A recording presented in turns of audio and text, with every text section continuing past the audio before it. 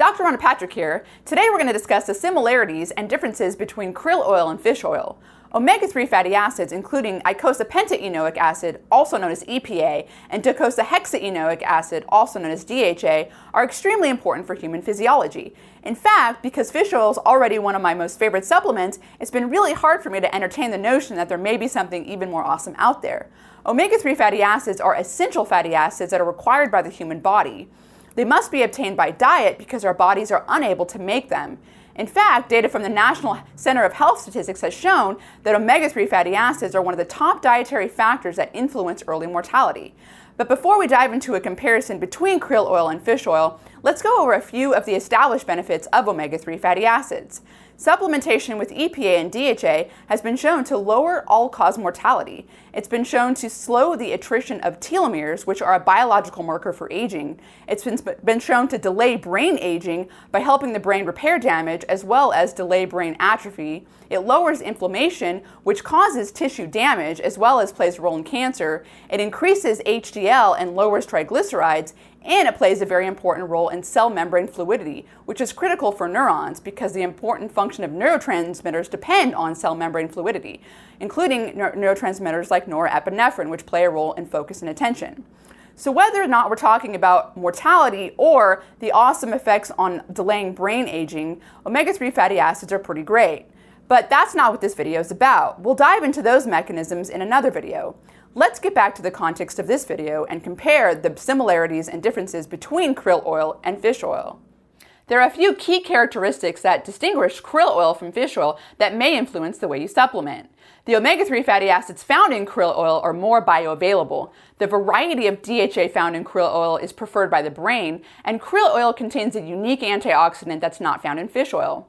What's important to understand about fish oil is that it is usually modified by a process known as molecular distillation, which allows for the concentration of EPA and DHA omega-3 fatty acids and allows for the removal of any contaminants, such as mercury.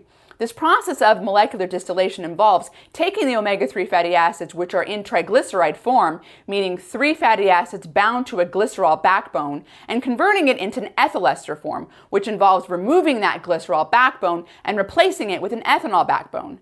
After the process of molecular distillation, the omega-3 fatty acids can be reesterified into their triglyceride form. However, most fish oil supplements on the market contain the omega-3 fatty acids in their ethyl ester form, which is unfortunate because that's less bioavailable than the omega-3 fatty acids found in triglyceride form.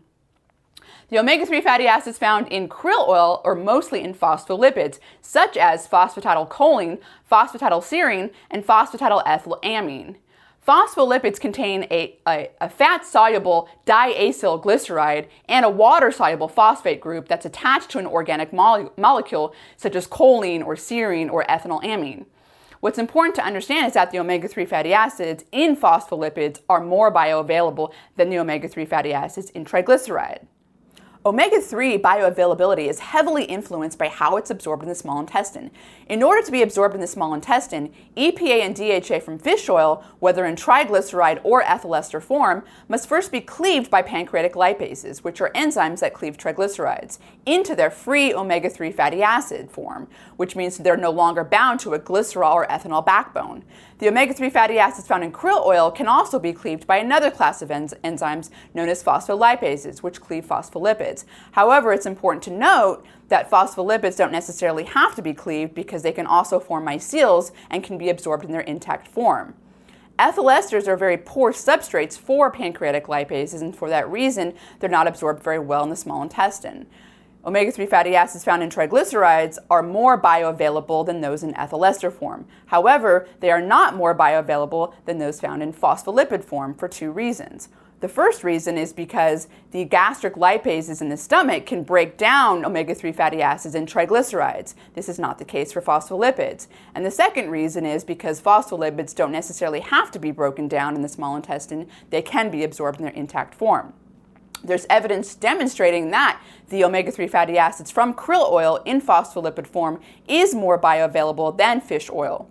Mice that were given identical doses of EPA and DHA in either phospholipid, triglyceride, or ethyl ester form had EPA and DHA plasma concentrations that were highest from those in phospholipid form, followed by triglyceride form, and then lastly by ethyl ester form. In line with this, humans that were given doses of krill oil 38% lower than those of fish oil had the same levels of EPA and DHA in plasma as those given fish oil, despite the fact that they were given a much lower dose.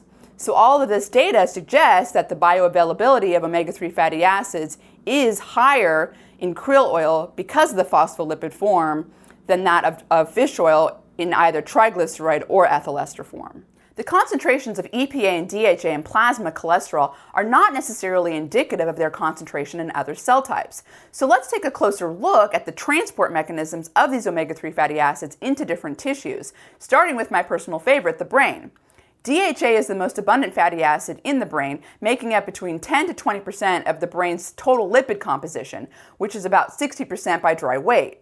Despite the fact that DHA is abundant in the brain, the mechanisms by which it's transported across the blood-brain barrier have remained unclear for some time, that is, until recently. As it turns out, something called DHA-lysophosphatidylcholine is the preferred source of DHA by the brain. But what is DHA-lysophosphatidylcholine? Well, it's a byproduct of DHA in phosphatidylcholine after it's cleaved by lipases either in the intestine or in the bloodstream. Because krill oil is a rich source of phosphatidylcholine, this implies that it would also be a good source of DHA-lysophosphatidylcholine, whereas fish oil would not. Studies have shown that DHA-lysophosphatidylcholine accumulates by tenfold higher amounts in the brains of developing rats compared to DHA in free fatty acid form. And this is not species specific, as similar results have been found in the brains of developing piglets. So what is the mechanism? Why does the brain prefer DHA-lysophosphatidylcholine? A Nature paper published in May 2014 identified a specialized DHA transporter called MFSD2A that transports DHA-lysophosphatidylcholine across the blood-brain barrier. Mice that were engineered to lack this transporter had 60% less DHA in their brain compared to controlled mice. This was only specific to the brain, as DHA levels in the heart and in the liver were the same as in controlled mice. There is an exception. Red blood cells also prefer DHA-lysophosphatidylcholine over DHA in free fatty acid form, which is not surprising because the DHA concentration in red blood cells tightly correlates to the actual DHA levels in the brain. One other unique aspect of krill oil is that it contains astaxanthin. Astaxanthin is a carotenoid that sequesters singlet oxygen, which is produced by UV radiation. It is also a potent antioxidant against peroxy radicals.